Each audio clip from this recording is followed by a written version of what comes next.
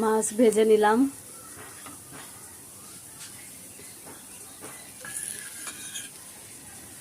এগুলো আছে, এখন ভাজবো। এই কটাই ভাত দিয়ে খাওয়ার জন্য কড়া করে একটু ভাজলাম। এরা আবার কড়া ছাড়া খায় না। এখন এইগুলো ভেজে নিচ্ছি।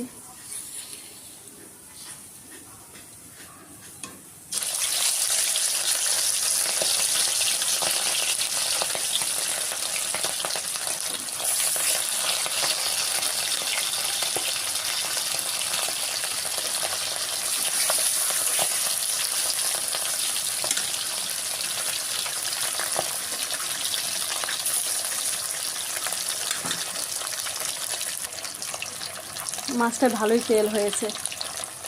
এই যে অল্প তেল দিয়ে ভেজেছিলাম, অল্প দিয়েছিলাম তেল।